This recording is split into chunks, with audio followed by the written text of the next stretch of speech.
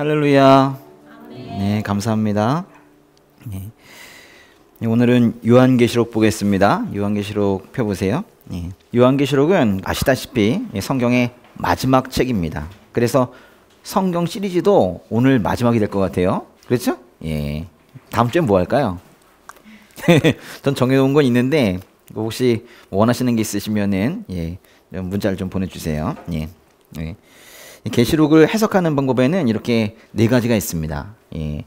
계시록의 예언이 이미 성취되었다라고 보는 과거주의적인 해석이 있고, 계시록의 사건들을 우리가 살아가고 있다. 역사 속에서 계시록의 사건들은 하나하나 성취되어 가고 있다라는 역사주의적인 해석이 있어요. 또 아직 계시록의 예언은 성취된 것이 없다. 특별히 4장 이후의 일들은 앞으로 일어나게 될 그럴 일들이다. 예수님께서 다시 오시면 그때부터 갑자기 일어날, 아주 짧은 기간에 일어날 그런 일들을 표시해 놓은 것이다 라고 하는 미래주의적인 해석이 있습니다. 그리고 아니다, 그런 것이 없고, 계시록이라는 것은 그리스도와 사탄 사이의 영적 전쟁이다. 그래서 이거는 모든 시대에 적용이 되는 그런 크리스천에게 읽히는 그런 책이다 라고 보는 영적인 해석이 있습니다. 환상들과 정교한 상징으로 구성된 이 요한계시록이 이렇게 다양하게 해석되고 있는 것은 어쩌면 놀라운 일이 아닐지도 몰라요. 오히려 많은 해석이 있게끔 만들어 놓은 그런 성경인지도 모르겠습니다. 계시록 1장 2절에 보면은 예언이라는 말이 나오거든요. 예언. 어떤 사람들은 요한계시록 전체를 무슨 예언서처럼 보는 분들이 있어요. 그러나 이제 성경에서 예언이라는 말은 앞으로 어떤 일이 일어날지를 보여주는 그런 말이기도 하지만은 사실 대부분은 예언이란 말이 현재 우리가 하나님의 말씀을 따라 살아가기 위해서 그 말씀의 의미를 어떻게 해석하느냐, 그런 해석이라는 의미로 예언을 써요. 요한계시록의 그 예언이라는 말은 아마도 우리의 미래뿐만이 아니라 우리가 지금 어떻게 살아가야 하는가에 대한 해석일 거예요. 요한계시록의 1장 1절을 한번 읽어보도록 하겠습니다. 요한계시록 1장 1절. 예수 그리스도의 계시입니다. 이것은 반드시 곧 일어날 일들을 자기의 종들에게 보여주시려고 하나님께서 그리스도에게 주신 것입니다. 그리스도께서는 그분의 천사를 통해 자기의 종 요한에게 이것을 나타내 주셨습니다. 아포칼립시스 예수 그리스도, 이렇게 시작해요. 아포칼립시스 예수 그리스도, 이게 예수 그리스도의 계시다 이런 뜻인데요. 첫 단어가 아포칼립시스, 즉 계시라는 말이에요. 이건 뭐 묵시라고 해석하기도 하는데요. 계시나 묵시 이런 것은 앞으로 일어날 일을 설명하되 주로 상징으로 말하는 그런 표현입니다. 그러니까 요한계시록의 그 많은 상징들은 그 상징 자체가 계시록을 쓰는 방법이었기 때문에 그것을 이상하게 생각할 필요는 없어요. 계시록은 왜 이렇게 상징이 많냐? 그렇게 말하면 안 된다고. 그것이 바로 계시록이에요.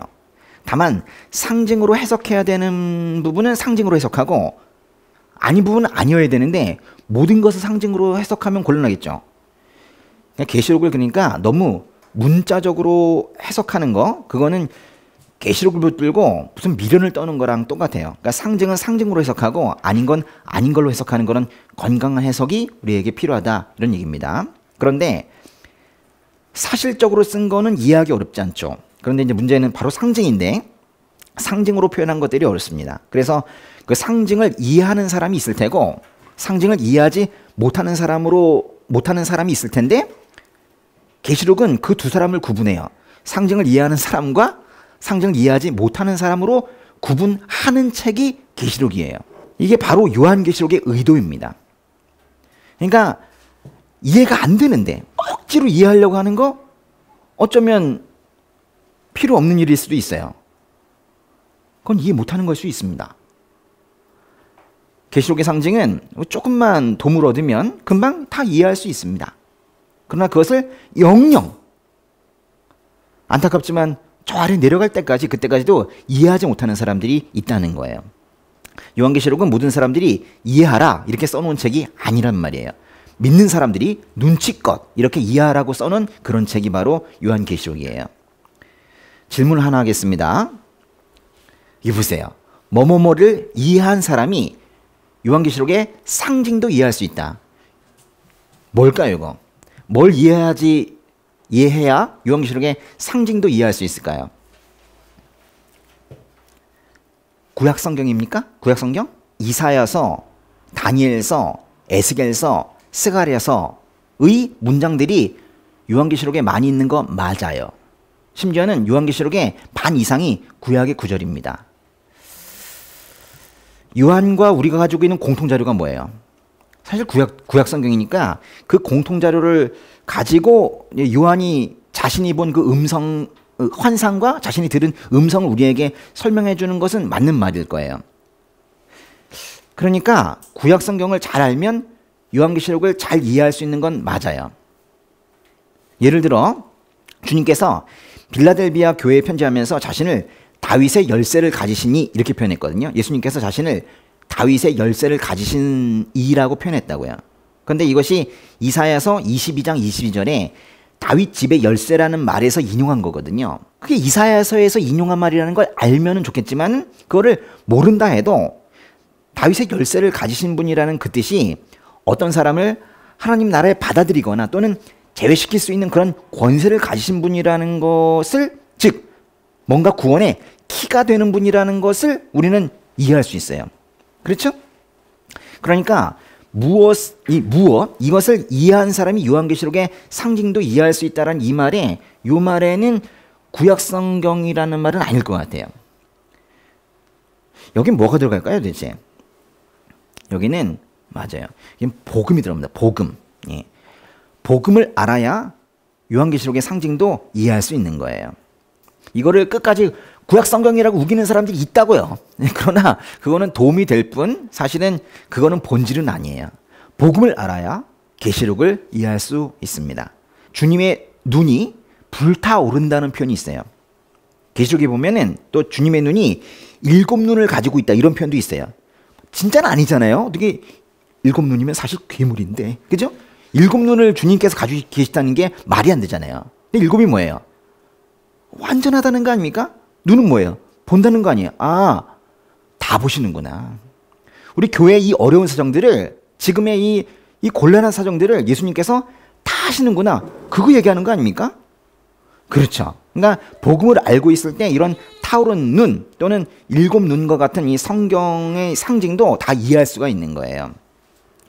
또 이런 말들이 있거든요. 구름 위에 있는 분이 땅에 낫을 던지시는 그런 장면이 있어요. 또 천사가 예리한 낫을 땅에 던지는 그런 장면이 있습니다. 그러면 포도주 틀에서 피가 흘러나와요. 갑자기 포도를 짓밟는 그 포도주 틀에서 피가 흘러나온다고. 그럼 이제 그걸 복음을 이해하는 사람이라면 아 무서워, 피야, 징그러, 더러 이러지 않는다고요. 복음을 이해하는 사람이라면 그 흘러나오는 그 피를 보면서 아, 예수님을 괴롭혀서 죽음에 이르게 했던 그들이 심판을 받는구나 이렇게 이해한단 말이에요. 그러니까 이 상징은 사실 복음을 알면 이해하게 되는 겁니다. 요한계시록에서 이 상징을 통해 말하고 있는 것들은 다 복음이에요. 계시록은 구체적인 사건이 어떻게 전개될 것이라는 그런 예언서, 그런 예언서가 아니라 예수 그리스도의 죽음이 우리에게 무엇을 주었는가, 그 죽음이, 그 십자가 죽음이 우리에게 무엇을 허용했는가, 그것을 말해주는 복음이라는 게 중요한 거예요. 요한계시록은 누가 썼습니까?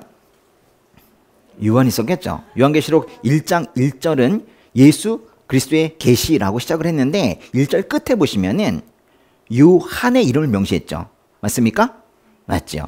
헬라어로는 이오안네스 이렇게 읽는데요. 1장 2절에 요한이라는 말이 또 한 번 나오지만 그것은 뭐 1절에 있는 말을 대명사로 받는 거예요. 1장 4절에서 요한이 7교회에 편지를 썼다 이렇게 나와요. 또 1장 9절도 보시면 1장 9절에서도 요한이 반모 섬에 있었다 이러고, 저 끝에 22장 8절에 보면 이것들을 듣고 본 사람을 요한이라고 말하고 있어요. 그러니까 이렇게 계시록에는 요한이라는 고유 명사가 4번이나 나와요. 그러니까 요한이 아닌 다른 사람이 이 계시록을 썼다고 말할 수는 없어. 그런데 이 요한이 사도 요한인지 아니면 다른 요한인지에 대해서는 논쟁이 있는 거예요. 어떤 사람들은 요한 계시록의 저자를 사도 요한이 아닌 장로 요한이다 이렇게 말하는 사람들도 있어요. 공부 좀 했다는 성경학자들은 요한계시록의 저자는 장로 요한이라고 말하지만은 그것은 사도 요한이 에베소에 전혀 살지 않았다라는 그런 전제가 있어야 그게 어느 정도 말이 되는 거예요. 근데 살았거든요. 3세기 알렉산드리아의 디오니시우스에서 시작된 이 장로 이론을 따르는 사람들이 지금도 여럿 있지만 그것은 전통적인 해석은 아닙니다. 복음서를 쓴 사도 요한이, 즉 요한복음을 쓴 사도 요한이 요한 서신을 썼고 요한계시록을 썼다는 그 주장은 초기 기독교 전통에서부터 받아들여지고 있는 그런 얘기예요. 초기에 순교자들과 초기에 교부들이 모두 계시록의 저자를 사도 요한으로 그렇게 명시하고 있고 지금의 대부분의 교회들도 그렇게 믿고 있습니다. 그리고 하나님의 말씀과 예수의 증언 때문에 밤모섬에 유배된 요한이 그 직전에 바로 근처에 있는 에베소에서 사역을 했던 그 생애를 생각해 본다면 우리는 사도 요한이 계시록을 쓰지 않았다라고 말할 수 없어요. 요한복음에서 요한은 예수님을 말씀이라고 표현하거든요. 복음서에서요. 말씀 이제 헬라어로 로고스라고 해요. 로고스. 예수님을 말씀, 즉 로고스로, 즉 인격체처럼 그렇게 표현을 하고 있어요. 특별히 요한복음 1장 14절에서는 그 말씀이 육신이 되어서 우리에게 왔다고 했습니다. 말씀이 되어서 우리 가운데 계셨다, 거하셨다 이렇게 표현하고 있는데요. 요한일서 그 1장 요한서신 중에 요한일서의 1장 1절은 또 이 글은 생명의 말씀에 관한 것입니다. 또 이렇게 시작을 해요. 즉 예수님을 말씀, 즉 로고스로 표현을 한 거죠. 그리고 지금 보실 요한계시록 19장 13절 보세요. 19장 13절. 요한계시록의 19장 13절 읽어보게요. 그는 피로 물든 옷을 입고 그의 이름은 하나님의 말씀입니다. 그의 이름은 하나님의 말씀이래요. 요한계시록도 이렇게 예수님을 하나님의 말씀으로 표현을 해요. 예수님의 말씀으로 표현한 성경은 3개밖에 없어요.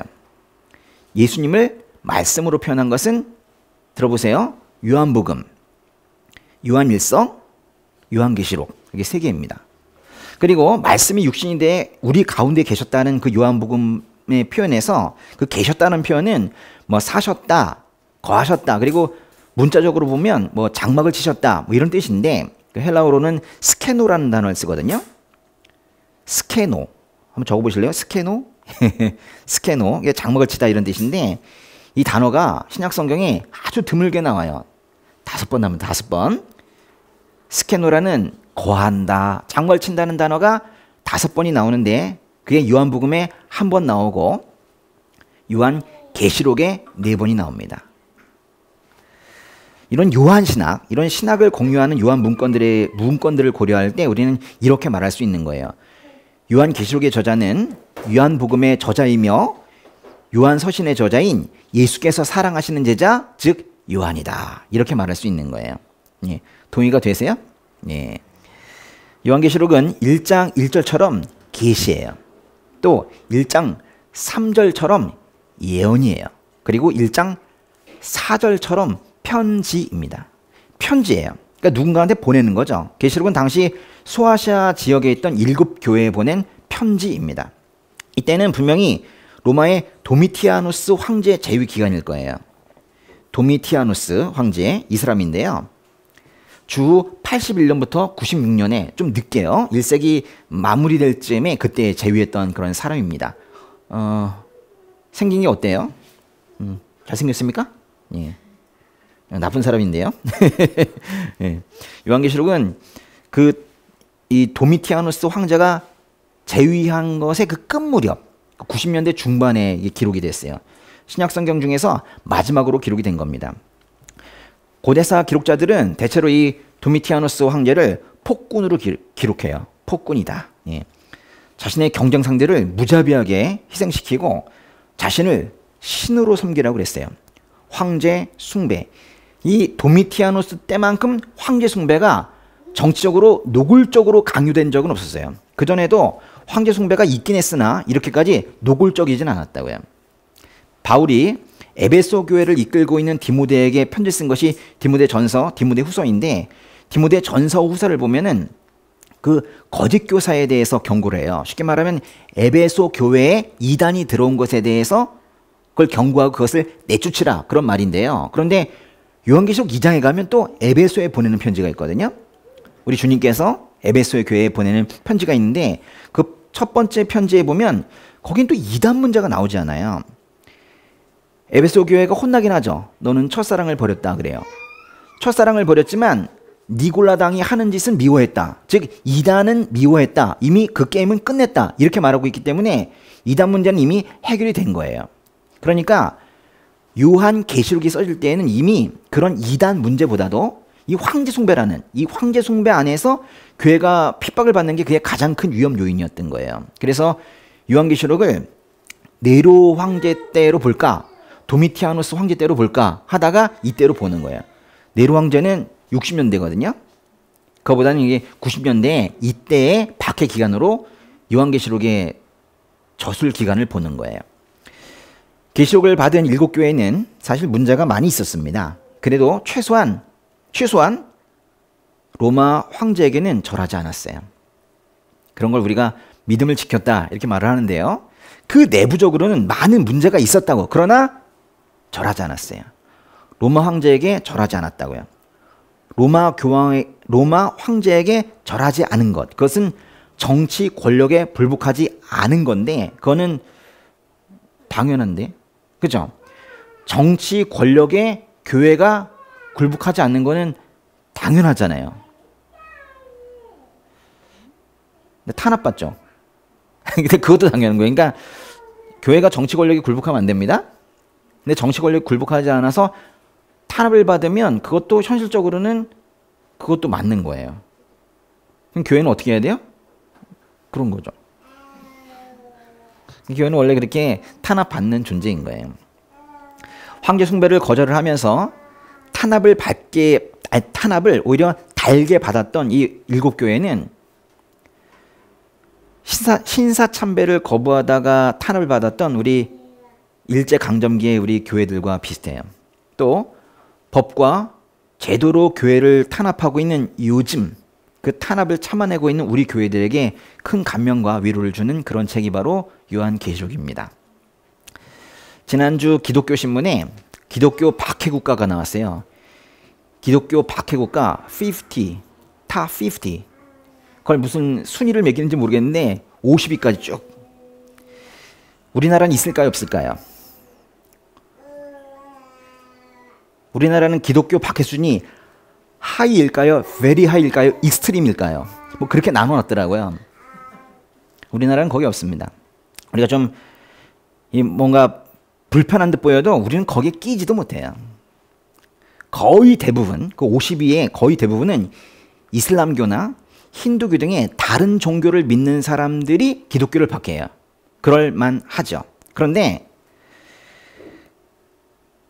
신을 부정하고 그 자리에 시진핑을 갖다 놓으려는 그 나라도 하나 있어요.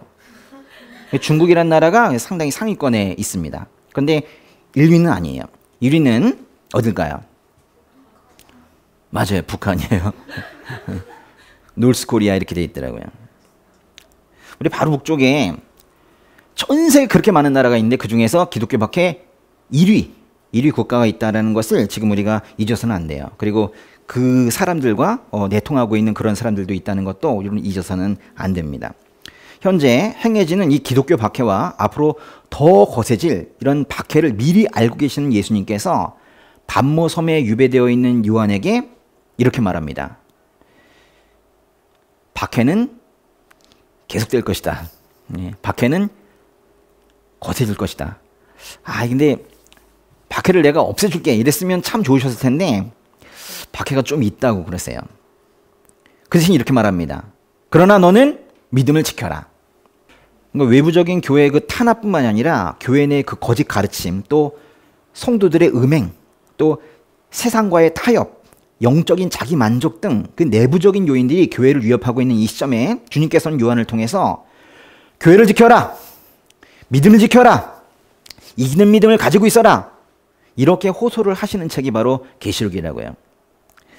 흔들리고 있는 이 21세기의 교회들은 역시 유사한 상황에 있는 이 계시록 교회에 주시는 예수님 메시지를 우리가 귀담아 들어야 될 것 같아요. 계시록의 1장의 11절을 한번 보겠습니다. 계시록 1장 11절 한번 읽어볼까요?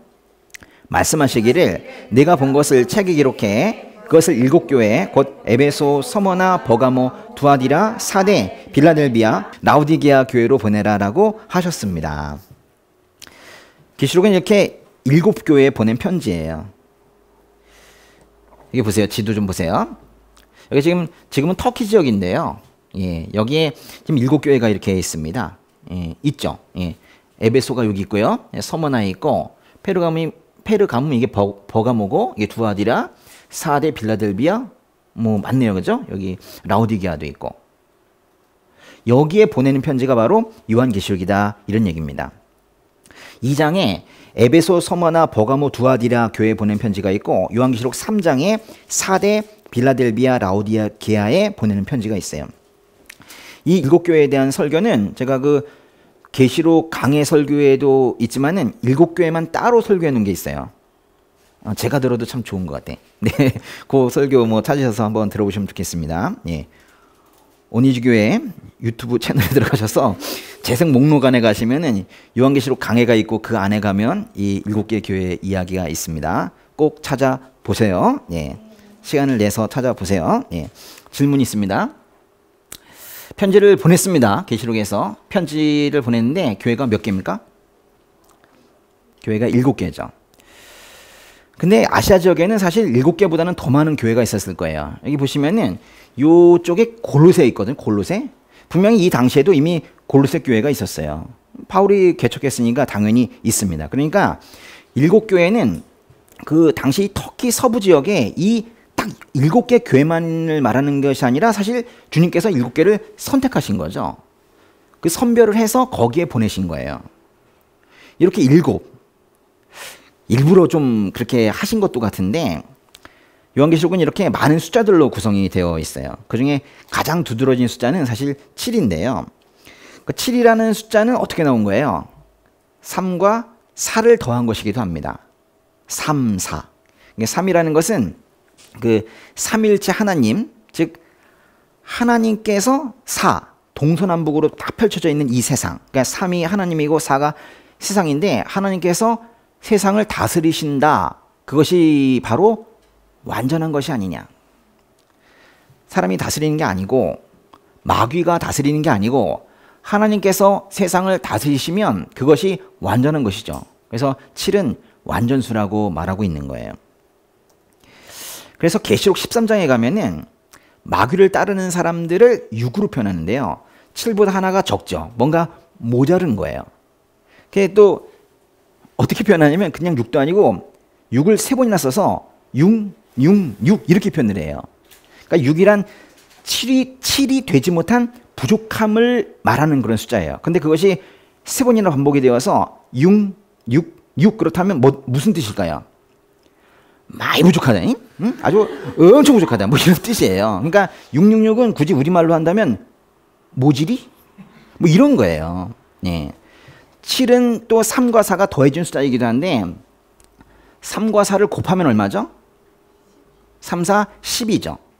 10입니다. 이것은 3, 하나님께서 4, 세상을 다스릴 때 그 대상을 말하는 거예요. 하나님께서 세상을 다스릴 때 그 대상이라는 것은 하나님의 백성을 말하는 겁니다. 12는 하나님의 백성이에요. 12가 하나님의 백성입니다. 아멘? 이제 아셨어요? 12가 하나님의 백성이라는 걸 알았다면은 계시록의 21장을 좀 더 이해할 수가 있는데 계시록 21장 19절에서 20절에 있는 그 12종류의 보석이 있어요. 21장 19절과 20절에 있는 12보석. 그거 어떻게 해석해야 되냐 이거예요. 하늘에서 내려온 그 도성의 성벽의 주주들이 그 보석으로 장식이 되어 있는데요. 벽옥, 사파이어, 옥수, 에메랄드, 홍마노, 홍옥, 황옥, 노곡, 담황옥, 비취, 청옥, 자수정 이렇게 12개죠. 여러분 이 보석이 어디에 박혀있던 건지 아십니까? 집에 있어요? 이게 옛날에 그 제사장들이 가슴에 흉패 있죠. 여기에 달고 있었던 그 보석이 바로 이것들이에요. 근데 지금 그거를 여기 좀 쓰고 있다는 것은 과거에는 제사장만 달고 하나님 만나러 갈 수 있던 그 보석들을 이제 하나님 백성 우리 모두가 하나님의 임재를 경험하러 갈 수 있다는 그런 뜻인 거예요. 그러니까 우리 믿는 사람들 모두를 그렇게 보석으로 표현을 한 겁니다. 이스라엘 지파는 12지파고 예수님의 제자는 12제자죠. 계시록 21장에서 새 예루살렘이 하늘에서 내려올 때 문이 12개입니다. 그 문들은 12천사가 지키고 있고 그 위에는 이스라엘의 12지파 이름이 써져 있어요. 그리고 또 그 성의 성벽에는 12개의 주춧돌이 세워져 있는데 그 주춧돌에 12사도의 이름이 써 있어요. 다 12이죠. 12지파와 12제자. 12와 12를 곱하면 얼마죠? 144 맞습니다. 하늘에서 내려온 새 예루살렘의 도성을 측정하면 144 규빗이에요. 또 12와 12를 곱하고 여기에 아주 많다는 뜻에 1000이 있어요. 1000. 그거를 곱하면 요한계시록 7장과 요한계시록 14장에 나오는 14만 4천이 됩니다. 그러니까 이 14만 4천이라는 숫자는 예수 그리스도를 믿는 매우 많은 사람들, 수많은 그리스도인들을 뜻하는 숫자예요. 14만 4천. 그러니까 아마 여러분과 제가 아마 이 14만 4천에 속해 있을 겁니다.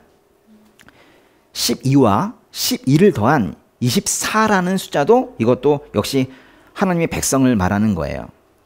하나님의 보좌 둘레에는 24 보좌가 있고 그 보좌에는 24명의 장로가 흰옷을 입고 있어요. 하나님께 경배하는 24 장로는 하나님의 백성을 대표하는 그런 사람들입니다.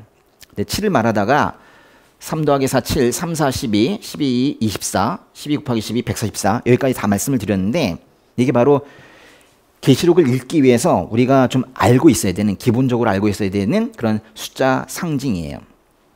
말씀드렸다시피 계시록은 완전수 7로 소개가 되고 있어요. 7이 제일 많아요. 그리고 계시록에는 심지어는 복도, 복 이것도 7개가 있어요. 7복이 있어요. 7복. 복을 비는 7번의 축도 이렇게 얘기할 수도 있습니다. 그 중에 하나만 읽어볼게요. 계시록 1장 3절입니다. 계시록 1장 3절은 이래요. 한번 읽어보겠습니다. 이 예언의 말씀들을 읽는 사람과 듣는 사람들과 그 안에 기록된 것들을 지키는 사람들은 복이 있습니다. 이는 때가 가까이 왔기 때문입니다. 복이 때잖아요. 읽고 듣고 지키면 복이 때요. 예. 이렇게 시작된 복은 14장 13절, 16장 15절, 19장 9절, 20장 6절, 22장 7절, 22장 14절에 걸쳐서 7번에 걸쳐 이렇게 이러이러한 사람은 복이 있다 이러면서 나와요. 여기저기 퍼져 있는데도 모아보면 또 7이에요. 사실 사도 요한이 쓴 요한복음 있죠. 요한복음도 사실 7로 구성이 되어 있습니다. 요한복음에는 예수님께서 보여주신 기적이 7개예요. 그렇죠. 물을 포도주로 바꾸셨고 왕의 신하의 아들을 고치셨고 38년 동안 병을 앓고 있던 사람을 고치셨고 오병이어의 기적을 일으키셨고 물 위를 걸으셨고 날 때부터 안 못 보던 사람을 고치셨고 죽은 나사로를 살리셨어요. 7개입니다. 요한은 모든 기적을 복음서에 기록하지는 못했다고 말해요. 7개만 뽑았다는 겁니다. 7개를 선별해서 복음서에 기록한 거죠. 또 요한복음에 보면 요한은 이렇게 기록해요. 예수님께서 자신을 표현하는데 예수님께서는 자신을 뭐뭐뭐다라고 말해요. 헬라어로는 에고 에이미 이런데 에고 에이미 뭐뭐뭐, 예, I am 뭐뭐뭐 뭐 이런 뜻이에요. 에고 에이미 뭐뭐뭐라는 문장이 7개가 나와요. 나는 생명의 떡이다. 나는 세상의 빛이다. 나는 양의 문이다. 나는 선한 목자다. 나는 부활이요 생명이다. 나는 길이요 진리요 생명이다. 나는 참 포도나무다. 이렇게 7번에 걸쳐서 당신을 소개해요. 7이라는 이 패턴은 딱 요한의 숫자인데 요한은 이것을 요한계시록에서도 써요. 먼저 7 교회 얘기했고 7 인도 있어요. 그리고 7 나팔도 있고 7 대접도 다 요한계시록에 나오는 겁니다. 어린 양 되신 예수님이 그 봉해진 책에 그 인이라는 게 뭔지 아십니까? 그 책에다가 그 두루마리인데 사실 옛날에는 책이 이렇게 넘기는 게 아니고 이렇게 두루마리잖아요. 둘둘 마른 거. 거기다가 7개의 뭐라고 설명해야 되냐 이게 녹여가지고 이렇게 붙인 거예요. 이걸 떼야지 이제 보는데 그 인을 하나씩 떼어내실 때마다 종말론적인 사건이 일어난다. 그런 내용이 바로 일곱인 떼는 그런 이야기인데, 이 책의 인을 떼기 위해서 그 어린 양이 하나님으로부터 책을 받아 드시는 장면이 우리에게 큰 감동을 주는 거예요. 그 책을 받아야, 그 말씀을 받아야 그때부터 구원을 이루시잖아요. 받은 분이 누군데? 예수님이니까요. 사실 요한은요, 세상에 그 책을 받을 사람이 한 명도 없는 줄 알고 좀 울었어요. 울고 있는데 예수님께서 그 책을 하나님으로부터 받아드는 그 장면을 본 거죠. 그 장면 좀 보겠습니다. 계시록의 5장의 7절과 8절인데요. 계시록의 5장 7절 8절 보겠습니다. 예. 어린 양이 와서 보좌에 앉으신 이의 오른손에서 책을 받아 드셨습니다. 그가 책을 받을 때 네 생물과 24명의 장로들이 각기 하프와 향이 가득 담긴 금대접을 들고 어린 양 앞에 엎드렸습니다. 이 향은 성도들의 기도입니다. 어린 양, 보좌, 책이란 말도 나오고 24명의 장로, 상징으로 보입니까? 상징이긴 상징인데 사실 우리가 이제 다 이해할 수 있는 거예요. 이 문장 있죠? 계시록 5장 7절과 8절 지금 읽은 거, 이거 좀 믿지 않는 분들한테 갖다 줘봐요. 누가 이걸 이해하겠습니까? 그렇지만 여러분 이것만 딱 떼어서 보여드려도 여러분 이해할 수 있잖아요. 계시록 2장과 3장에서 7교회에 보내는 편지를 소개해요. 그리고 좀 띄어서 6장과 8장 초반까지, 6장과 7장 그리고 8장 1절까지 그 7인을 하나하나 떼는 장면이 나오는데요. 그러니까 그 사이에 몇 장이 있는 거예요? 4장과 5장이 있죠. 근데 그 사이에 4장과 5장은 뭐 이런 얘기예요. 일단 간단히 말하면 이래요. 4장은 하나님 얘기야. 5장은 예수님 얘기예요. 그래서 4장과 5장은 각각 그 창조주 하나님께 경배를 하고 5장에서는 어린 양 예수께 경배하는 그런 이야기입니다. 그러니까 본격적인 이야기를, 재앙 이야기를 하기 전에 먼저 경배하는 이야기가 나온다라는 거예요. 하나님과 예수님께 경배하고 그 어린 양 예수께서 인으로 봉해져 있는 책을 받아서 6장부터 떼어가는 그런 흐름인 거예요. 이 말씀이 이제 우리에게 감동을 주는 이유는 예수 그리스도만이 구원과 심판을 모두 이루실 수 있는 그런 사실을 우리에게 말해주기 때문일 거예요. 말씀의 표현대로 하면 어린 양 예수만이 책의 인을 뗄 수 있습니다.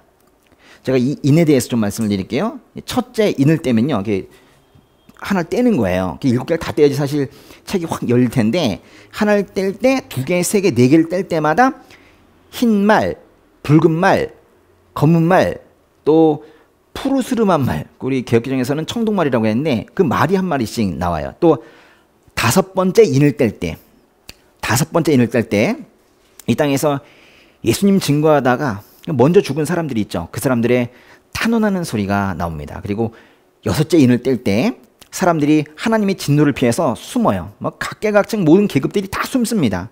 숨어집니까 사실? 7째 인을 떼실 때 천사들에게 7 나팔이 주어져요. 자 보세요. 7째 인을 뗄 때 천사들에게 7 나팔이 주어져서 그 7 나팔을 하나하나씩 불거든요. 그러니까 7번째 인과 7번째 나팔은 겹쳐져 있는 거예요. 그 오버랩되는 장면이 있거든요. 그게 8장 1절과 8장 2절이에요. 한번 읽어보세요. 8장 1절과 8장 2절 시작. 7번째 인을 떼시자 30분쯤 하늘에 정적이 감돌았습니다. 그때 나는 하나님 앞에 서 있는 7 천사를 보았는데 그들에게 7 나팔이 주어졌습니다. 표현이 다르죠? 8장 1절은 7번째 인이라고 그랬고 8장 2절은 7 나팔이라고 그랬잖아요. 7번째 인을 뗄 때 7 나팔이 주어진 거예요. 그러니까 형식적으로 보면은 7인 재앙이 7번째 인 안에 7 나팔의 재앙이 들어있는 거예요. 즉 7 나팔 재앙은 7번째 인을 뗄 때 나타나는 그런 사건이라고요.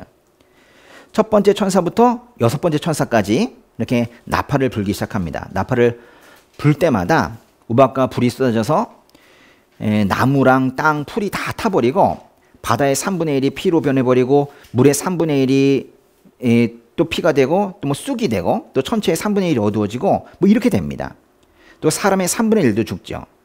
마침내 7번째 천사가 나팔을 불 때 예수 그리스도께서, 예수님께서 영원한 왕이 되시는 것을 찬양하게 돼요. 7번째 나팔을 불 때 예수님께서 영원한 왕이 되신다고요. 그 말씀 잠깐 볼게요. 요한계시록 11장의 15절. 계시록 11장 15절 보시면 일곱 번째 천사가 나팔을 불었습니다. 그때 하늘에서 큰 음성이 나며 말씀하셨습니다. 세상 나라가 우리 주와 그리스도의 나라가 됐으니 그분이 영원토록 왕노릇 하실 것이다. 이게 바로 일곱 번째 나팔을 불고 일어난 일이에요. 이렇게 나팔을 불면 초유의 심판이 이 땅에 내려지는 거예요. 그리고 일곱의 대접재앙 있죠. 대접재앙도 이때 시작이 됩니다. 그런데 그 사이에 이 일곱 나팔과 일곱 대접 사이에 또 뭐가 있어요? 12장, 13장, 14장이 있는데 이게 재밌어요. 또 12장과 13장에서는 여자, 또 여자의 아들, 또 용, 그리고 두 짐승 이야기가 나오는데 재밌습니다. 예, 용이 여자를 공격하고 여자의 아들도 죽이려고 한다는 그런 내용이에요. 용이 분노에 막 차가지고 그 바닷가 이제 모래 위에 서 있을 때 바다에서 짐승이 한 마리 또 올라오고 땅에서 짐승이 한 마리 올라오는 그런 이야기가 이제 뒤쪽에 쭉 이어져 나와요. 그러니까 여자라는 것은 믿음의 공동체, 그 교회를 말하는 거예요. 또 여자의 아들은 예수 그리스도이십니다. 그러니까 예수 그리스도 죽이려고 이 용이 난리도 아니었겠죠. 예수님께서 십자가에서 마귀의 머리를 박살내고 계실 때 저 위에 저 천상에서는 어떤 일이 있었는지 우리는 몰랐는데 계시록을 보니까 그때 그 이후에서 무슨 일이 있었는지 여기서 알려주고 있어요. 어떻게 됐죠? 이 땅에서 십자가 사건이 있을 때 저 하늘에서 무슨 일이 있었느냐? 지금 그걸 묻고 있는 거예요. 12장에서 한번 답을 찾아보겠습니다. 요한계시록 12장에 7절, 8절, 9절이에요. 읽어보겠습니다. 시작. 그때 하늘에는 전쟁이 일어났습니다. 미가엘과 그의 천사들이 용과 대적해 싸우고 용도 이에 맞서 자기의 사들과 함께 싸웠으나 용이 이기지 못했으므로 그들은 하늘에서 더 이상 있을 곳을 찾지 못했습니다. 큰 용, 옛뱀, 곧 마귀와 사탄이라고도 한 이 온 세상을 현혹시키는 이가 쫓겨났습니다. 그의 사자들도 그와 함께 쫓겨났습니다. 그렇네요. 예. 이 땅에서 십자가 사건이 일어날 때 하늘에서는 용이 쫓겨났어요. 즉 하나님께서 마귀를 쫓아낸 거예요. 그런데 이렇게 계시록을 읽어보면 어떠한 사건에서도 마귀가, 즉 사탄이 주도권을 가진 경우는 없다는 걸 알 수 있어요. 잘 읽어보세요. 어떤 경우에도 사탄이 주도권을 가진 경우는 없습니다. 이 땅에서 일어나는 모든 일의 주권은 우리 주님께 있다는 거, 이걸 또 말해주려는 것도 요한계시록의 한 주제예요. 모든 일은 주님께서 하신다는 겁니다. 요한계시록 16장으로 가면은 하나님의 진노가 담긴 일곱 대접이 쏟아질 때마다 일어나는 재앙들이 기록되어 있는데요. 16장 보세요. 16장의 1절은 이렇게 말합니다. 계시록 16장의 1절 한번 읽어볼게요. 폈습니까? 예. 시작. 그때 나는 성전에서 일곱 천사에게 말씀하시는 큰 소리를 들었습니다. 너희는 가서 하나님의 진노가 담긴 일곱 대접을 땅에 쏟으라. 예. 이 대접입니다. 볼, 그걸 다 땅에 쏟으라는 거예요. 일곱 대접이 땅에 쏟아질 때마다 그야말로 하나님의 진노가 이 땅에 퍼부어지는 겁니다. 대접을 쏟을 때마다 진노가 퍼부어지는 거예요. 심판이죠. 첫 번째 대접이 쏟아지면 짐승의 표를 받고 우상에게 절한 사람들에게 독한 종기가 나요. 두 번째 대접이 쏟아지면 바닷물이 피처럼 변하고 모든 생물이 죽어요. 세 번째 대접이 쏟아지면 강과 샘도 피가 됩니다. 네 번째 대접이 쏟아지면 해가 그 뜨거운 열기로 사람들을 태워요. 다섯 번째 대접은 딱 그 짐승의 보좌 위에 쏟아지는데요. 그러면 짐승의 나라는 어두워지고 고통이 가득해져요. 여섯 번째 대접이 유프라테스 강에 쏟아지면 여러 세력들이 전쟁을 위해서 모여요. 그 근처로 모인대요. 그것이 바로 아마겟돈 전쟁입니다. 일곱 번째 대접은 공중에 쏟아집니다. 그러면 하늘에서 다 끝났다 이런 음성이 들려오고 큰 지진이 일어나면서 마무리가 돼요. 일곱 대접이 쏟아진 이후에 계시록 17장부터 즉 19장까지는 음녀 바벨론에 대한 이야기인데요. 음녀 바벨론. 1차적으로는 당시 로마 제국을 상징할 건데 지금으로 보면 아주 극심한 물질주의, 쉽게 말하면 돈에 미쳐있는 이 세상, 이 현대사회를 상징하기도 하는 게 바로 음녀 바벨론이에요. 하나님께서 우리에게 경고하시죠. 나오라고. 응? 그 물질주의, 그 경제 시스템, 그 권력에 빌붙어서 그 살아가는 그 치졸한 삶, 거기서 제발 빠져나오라 이렇게 말씀하세요. 그게 바로 음녀 바벨론에서 그 여자에게서 나오라 그런 말이에요. 계시록 18장 4절 보세요. 읽어보겠습니다. 그때 나는 하늘에서 다른 음성을 들었습니다. 그 음성은 이렇게 말했습니다. 내 백성들아, 너희는 그에게서 나오라. 이는 너희로 그녀의 죄악들에 동참하지 않고 그녀가 받을 재앙들을 받지 않게 하려는 것이다. 보세요. 나오라고 하잖아요. 나오라. 이렇게 하나님께서 간절하게 요청하시는 거예요. 그 여자에게서 나오라. 그곳에서 나오라. 왜냐하면 이제 그 음녀 바벨론이 멸망할 건데 같이 멸망하면 안 되잖아요. 같이 손 붙잡고 지옥 가면 안 되잖아요. 그러니까 나오라는 거예요. 하나님께서는 음녀 바벨론과 함께 우리가 멸망하는 걸 원치 않으세요. 그래서 때가 늦지 않게 그곳에서 나오라고 말씀하시는 거예요. 계시록의 20장으로 가시면은 천년 왕국이 소개되는데요. 또 이 천년 왕국에 대한 해석이 또 분분합니다. 예수님 다시 오시기 전에 천년 왕국이 있을 것이다. 또는 예수님이 다시 오신 후에 천년 왕국이 있을 것이다. 또는 천년 왕국이라는 건 999년 다음에 1년 지난 그 천년 그런 게 어딨냐? 그런 것이 아니고 실제 천년 왕국이라는 건 없다. 라는 주장까지 참 다양하게 해석을 해요. 그런데 우리가 이 중에 어떤 해석을 취한다 하더라도 어떻게 해석을 하더라도 중요한 건 이 마지막 때의 마지막에 마귀의 발악이 최고조에 이를 것이라는 사실을 아는 거예요. 마치 사형 집행을 앞둔 그 사형수가 마지막으로 울부짖는 그런 것처럼 그렇게 마귀가 발악을 할 거예요. 그게 마지막 때의 모습이에요. 지금인가요? 예, 요즘에 뭐 세태를 보면은 점점 그 상황으로 가고 있는 것만 같은 그런 모습이에요. 계시록은 마귀의 운명이 어떻게 될 것인지 말해줘요. 마귀는 어디로 갈 거냐? 예. 아비소스. 예? 헬라어인데요. 아비소스. 누가복음에 이 아비소스라는 단어가 나오는데 군대 귀신 있죠. 군대 귀신이 그 아비소스로 보내지 말아달라고 예수님께 간청을 해요. 아비소스가 뭐냐면 쉽게 말하면 지옥이에요. 글로 가는 게 무서우니까 군대 귀신이 저를 아비소스로 보내지 말아주세요 이러면서 예수님께 간청하거든요. 계시록에서는 이 아비소스라는 말을 무저갱이라는 말로 번역합니다. 무저갱 뭔 뜻이에요? 무 없다, 저 바닥이, 예? 갱 구덩이. 그러니까 바닥이 없는 영원히 밑으로 내려가는 뭐 그런 구덩이를 무저갱이라고 그래요. 계시록 20장 3절 한번 읽어보겠습니다. 계시록 20장 3절. 무저갱에 던져 잠그고 그 위에 봉인해 천년이 차기까지 다시는 만국을 현혹하지 못하도록 했습니다. 이 일 후에 그는 잠시 동안 풀려나야 할 것입니다. 9장에도 무저갱이라는 표현이 여러 번 나오고 11장, 17장 그리고 여기 있는 20장에서도 나와요. 이 무저갱이라는 표현이 그 요한계시록에 많이 나오는데요.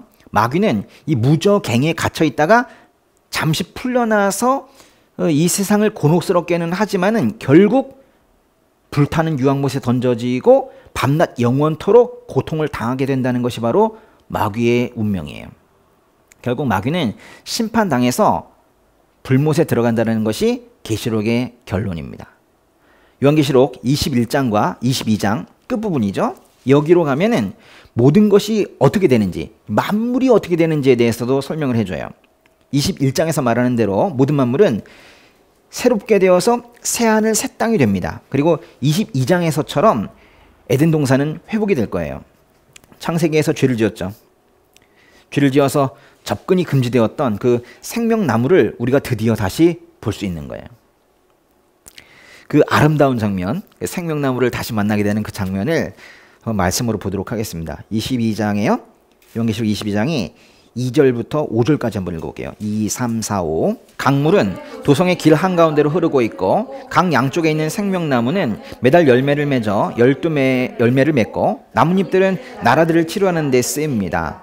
또 다시는 저주가 없을 것입니다. 하나님과 어린 양의 보좌가 도성에 있고 그의 종들이 하나님을 섬길 것입니다. 그들은 하나님의 얼굴을 볼 것이며 그들의 이마에 하나님의 이름이 있을 것입니다. 다시는 밤이 없겠고 그들은 주 하나님께서 그들을 비추심으로 등불이나 햇빛이 필요하지 않을 것입니다. 그들은 영원히 통치할 것입니다. 이기는 믿음을 가진 자는 그 2절에 있는 것처럼 생명나무의 열매를 먹게 될 거예요. 근데 사실 이건요, 에베소 교회에 약속해 주셨던 주님의 약속이에요. 그것이 성취가 된 겁니다. 또 이기는 믿음을 가진 자는 그 4절에 있는 것처럼 하나님의 이름이 그들 위에 기록이 될 거예요. 근데 사실 이건 또 빌라델비아 교회에 약속했던 주님의 약속이라고요. 그게 성취된 거예요. 믿는 사람들에게 약속하신 것이 이렇게 서서히 성취가 되어가고 있는 겁니다. 이기는 믿음을 가진 사람들이 어떤 상을 받게 될 것인지를 요한계시록에 써주고 있는 거예요. 우리가 예수님과 함께 있을 그 나라에는, 앞으로 있게 될 그 나라에는 저주가 없고 밤이 없습니다. 하나님과 어린 양이 곧 빛이세요. 그래서 밤이 없어요. 그러나 예수님을 따르지 않는 이들은 유황과 불못에 던져서 둘째 사망을 경험하게 되는 거예요. 우리는 요한계시록을 읽으면서 우리가 어린 양과 함께 서서 새 노래를 부르는 성도들인지, 즉 우리가 믿음을 이기는 믿음을 가지고 있는 사람들인지, 아니면 멸망할 그 바벨론 음녀의 손을 잡고 계속 끌려가고 있는지, 그 음성을 듣고 있는지 그걸 확인하게 되는 거예요. 내가 어느 쪽 편인지 알게 된다고요. 우리는 흰 옷을 입고 흰 돌을 받고 어린 양의 그 생명책에 우리의 이름이 기록되어 있는 것도 그래서 우리가 확인하게 될 거예요. 무엇보다 어린 양의 생명책에 우리의 이름이 기록이 되어 있다면 그것을 뭐라고 그래요? 그걸 구원이라고 하는 거예요. 구원. 그러니까 우리가 구원된 존재인지 아닌지를 어쩌면 계시록을 읽으면서 스스로 확인할 수 있을지 몰라요. 힘내세요.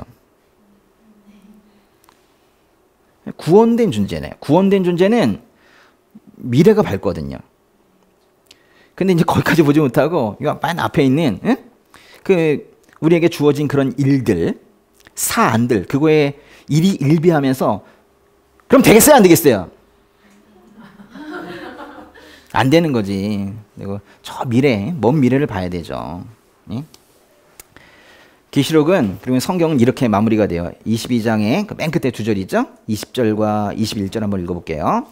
이 모든 것을 증언하신 이가 말씀하십니다. 참으로 내가 속히 갈 것이다. 아멘. 주 예수여 오시옵소서. 주 예수의 은혜가 모든 사람들과 함께 있기를 빕니다. 아멘. 그리스도인이라는 것은 더 정확하게 말하면 마지막 때를 살아가는 그리스도인이란 세상과 타협하지 않는 믿음을 가지고 힘들어 참고 인내하면서 다시 오실 예수님을 기다리는 사람들이에요. 너무 길게 말하긴 했다. 그죠? 다시 한 번만 할까요? 마지막을 사는, 이 말세를 사는 이 그리스도인들이라는 것은, 그리스도인들이란 세상과 타협하지 않는 믿음을 가지고 힘들어도 참고 인내하고 재림하실 예수님을 기다리는 그런 사람들이다, 이런 뜻이에요. 그리스도인들이 주 예수여 오시옵소서라는 기도를 드리는 건 그냥 상식적인 거예요. 사실 마땅히 드려야 되는 그런 기도입니다. 하나님께 주님의 재림을 기대하며 고대하며 드리는 이 기도는 우리가 늘 해야 되는 기도예요.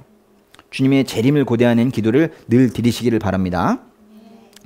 성경이 그러듯 요한계시록도 그 뒤로 가면 갈수록 그 찬양의 소리가 커져요. 그러니까 요한계시록을 이렇게 한번 귀 한번 이렇게 대보시라고, 이렇게. 그러면 뒤에 한 장 한 장 넘어갈 때마다 소리가 커진다니까. 물소리도 커지고. 이게. 성경이 그래요. 성경이 앞에서 뒤로 가면 갈수록 소리가 커져요.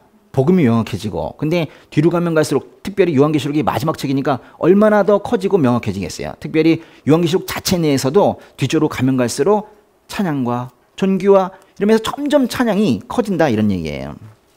가슴이 터질 듯한 그런 감동이 뒤로 가면 갈수록 커지는 책이 바로 요한계시록이에요. 계시록의 1장 3절의 표현대로 읽고 듣고 지키면 복이 있어요. 많이 읽으세요. 복이 있어요. 제가 요한계시록 읽으면서 가장 감명 깊게 읽은 구절 하나 소개해드리고 마치겠습니다. 제가 가장 감명 깊게 읽은 구절은 5번째 인을 떼실 때 일어난 일인데요.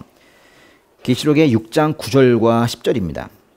5번째 인을 떼실 때 나는 제단 아래에서 하나님의 말씀과 그들이 가진 증거로 인해 죽임을 당한 사람들의 영혼을 보았습니다. 그들은 큰 소리로 외쳤습니다. 거룩하고 참되신 대주제여, 언제까지 땅 위에 사는 사람들을 심판하시고 우리의 핏값을 갚아주지 않으시려는 것입니까? 믿음을 지키며 살다가 먼저 죽은 그 영혼들이 주님께 탄원하는 그런 내용이에요. 그들이 이렇게 말합니다. 언제까지, 까지란 말이 중요한데, 언제까지 땅 위에 사는 사람들을 심판하시고 우리의 핏값을 갚아주지 않으시라는 것입니까? 좀 더 쉽게 말하면 복수해달라는 거예요. 그리스도인은 복수하지 않습니다. 그리스도인은 복수하지 않아요. 모든 걸 다 주님께 맡깁니다. 근데 주님께 이 죽은 이후에 주님께 탄원하는 거예요. 주님, 저들 심판해 주세요. 이렇게 말하죠. 믿는 자들을 조롱하고 괴롭히고 핍박하고 박해한 사람들은 5번째 인이 떼어질 때 우리 주님의 진노를 받게 될 거다, 이런 말이에요. 그래서 우리는 계시록을 다 읽고 나면 변화가 하나 생기는데요. 심판을 기뻐하게 돼요. 심판은 무섭잖아요. 근데 그것을 기뻐하고 받아들이게 된다고요. 그러니까 믿음으로 인해서 혹시라도 어려움에 처해 계신다면은 우리 주님께서 우리의 이 어려운 상황을 알고 계시고 7눈을 가지셨으니까 알고 계시고 결코 간과하지 않으실 거라는 걸 아시고 인내해 주시기를 바라요. 우리가 구원받은 인생이라는 것을 결코 잊어서는 안 되겠습니다. 예, 기도하겠습니다. 사랑이 많으신 하나님 아버지, 여러 가지 어려운 환경 가운데에서도 오직 아버지와 그 말씀만을 붙들고 살아가려는 이 공동체를 보아주시옵소서. 세상에 나아갔다가 깨어지고 빚지고 또 상처받은 인생이라 할지라도 이렇게 아둘람과 같은 공동체에 모였으니 아버지께서 이들을 하나님 나라 세우는 도구로 세우시고 키워주시기를 원합니다. 요한계시록을 통해서 세상의 마지막이 어떻게 되는지 알려주셔서 감사합니다. 그러나 세상이 없어지거나 또는 갱신되더라도 우리 영혼은 주님과 영원히 함께할 것을 믿습니다. 주님으로 인해 구원받은 우리 모두가 그 구원에 걸맞는 삶을 살아가기를 바랍니다. 무엇보다도 기쁨으로 이 한 주 지낼 수 있기를 바랍니다. 모든 사건 속에 주님께서 깊이 관여하셔서 그 일들 가운데 기쁨이 있게 하시고 여유도 가질 수 있게 하시고 그 안에서 나와 이웃의 구원을 이뤄갈 수 있기를 원합니다. 또 한 주를 주님께 의탁합니다. 주님 사랑합니다. 예수님의 이름으로 기도드립니다.